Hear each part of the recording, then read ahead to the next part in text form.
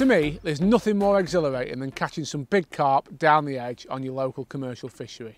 And this time of year, when the clocks go forward, means you can sneak out after work or after school, whatever you do, and have the odd evening session. So I'm here tonight at Sykehouse Fishery. I've travelled really light. I've just brought with me a couple of sections of pole, top kit, landing net, box, everything I need for a great couple of hours fishing. Tackle wise, it's all about fishing fairly robust gear when it comes to this kind of work, but we're still fairly early in the summer, so the fish hopefully won't be going too mad just yet. And because we are pleasure fishing, there's no joy for me in pulling the heads off. I want to enjoy the fight, so I've fished balanced tackle. I've got a 13 Preston hollow elastic, which is matched to 015 reflow power mainline. And then I've got one of these lovely Guru LWG ready rigs, size 14 to 5 pound for the hook length and the hook. And I've just got a simple bulk above the hook, about, I don't know, 14 inches above it. Nothing complicated at all. It's just about, obviously, shotting the float, getting the bait down, but I don't want any shot too close to the hook when I'm fishing for great big fish. It's just not how I like to do it. So that's that, nice and simple. Plumbing up, it's important to find a nice flat or flat-ish area to fish. And I've managed to do that on a top 5 down to my left-hand side. I've got round about 3 foot of water, which if it was the height of summer, I'd say that was a little bit deep. But because we're still early season, the water's still clear, I think that should be about perfect. The carp just top behind me there, so hopefully we're going to be in for a few fish. Now again, we're early in the season, so in summer I've been probably tempted to chuck a load of bait in before we've even started, but tonight I'm going to play it dead cagey, chuck in just a couple of handfuls of the Fjuka 2-in-1 and fish a yellow Fjuka Neeonz on the hook over the top, and we're just going to feel our way into the session and see what we can catch. Let's have a go.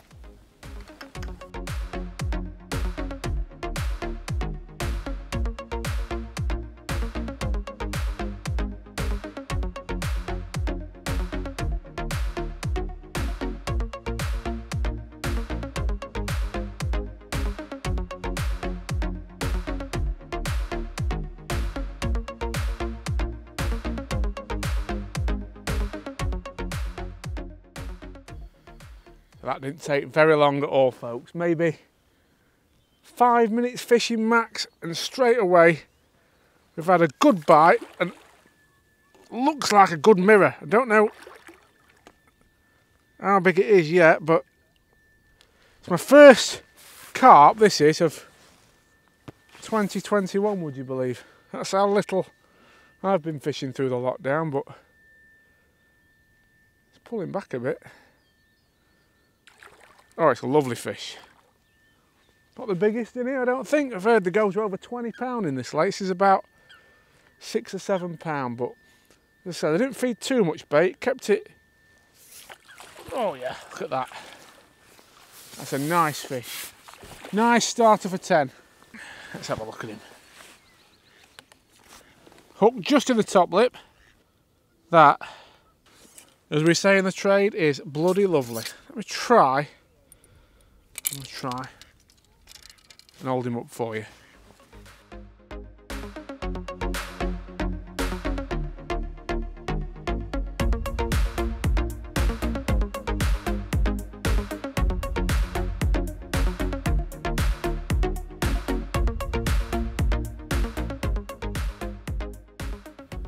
Right, so I caught that initial fish straight away, and I very nearly committed the cardinal sin of feeding too much bait, because at this time of year that's the worst thing you can do. It's easy when there's big carp moving in your margins, you think, oh, let's fill it in, it's summer, but it's not summer yet. The water's still cold, the water's still clear, and you've got to just be cagey. So all I'm going to do, I'm fishing a single yellow Neeonz on the hook, quite a nice big visible hook bait in that nice clear water. And then I've put a large Guru Kinder pot on, and I'm just going to put about 20 pieces of mixed 2-in-1 in the pot, and I'm going to tip these in around where I'm fishing. Now that is just to help me create a really nice accurate dinner plate. Now you can see I'm lining my float up with my far bank marker. I know I'm fishing in about just over 3 foot of water, and I'm just going to pot the bait in, then lift my float so my rig settles nice and accurately over where I've just fed. Now the nice thing about fishing with Fjuka in this depth of water, it is a heavy bait, so a bit like sweet corn and hemp and that sort of thing, it naturally does hold the bottom quite well. It doesn't waft everywhere, which believe me, that is a big advantage when you're fishing for big fish, because baits like ground bait and micro pellets in this depth of water, sort of anything more than about 2 foot, they can be very, very problematic as we start to warm up. So Fjuka's a good choice in that sense. So I've potted them in, and I think it's going to be a case now of just being patient. You never know, I might get a fast bite straight away, but I expect, as I said, it's still cold. You know, we might have to wait a little while.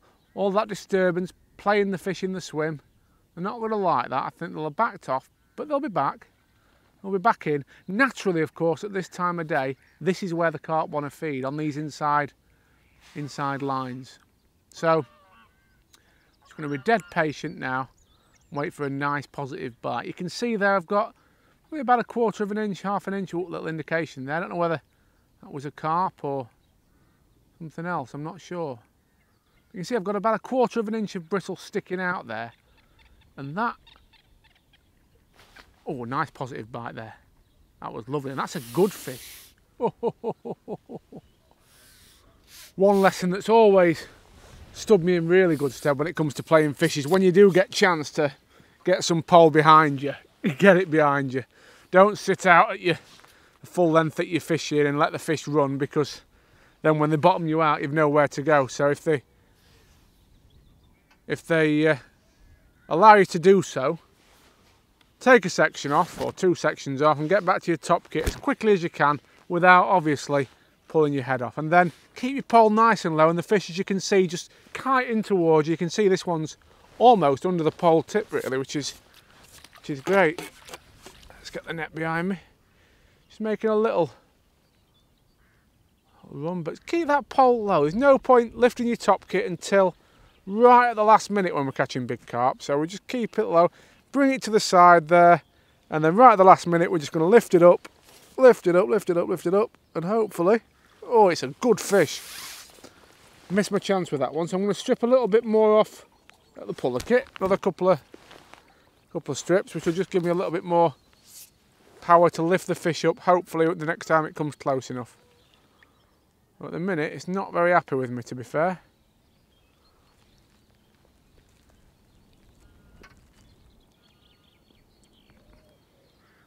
Okay, I'm just going to lift it up nice and gentle, keep an eye on where the fish's head is. And the big fish, and this is a good fish again, looks certainly 8 pound, maybe a bit bigger. But we're, you want to just ideally keep your eye on where its head is, because you want to net the head first. That's always important with big fish of any kind. That's, yeah, well into double figures, that one. Shuffler. Oh. And these are the sort of fish that it's great fun to catch down the edge. I mean, that one got to be 12, 13 pound, maybe even a little bit bigger. We'll get the hook out and we'll get him back.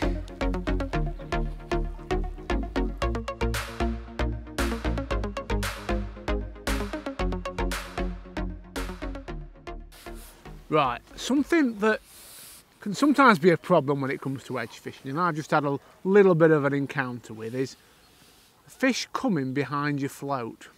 And when that happens, the thing to do is move closer to the banking if you can, so you can be tighter to cover. Obviously, if it were the height of summer now, what I'd be saying would be fish if you can in a foot of water or less, so you're in dead shallow water and the fish can't get behind your float. Now, this time of year, if you try to fish in a foot of water, I don't think you'd get a bite. So what we've got to do is just move up the slope a little bit. Again, making sure we've got a nice flat bottom. I said I started in about 3 foot of water, but I've moved up now into about 2.5 foot, and that puts me about a foot closer to the bank. And if I go any closer than that, there's a lot of roots and I think the stones on the bottom, but I I've just done that. I've just moved up a little bit and I've just had a good fish straight away instead of getting line bites.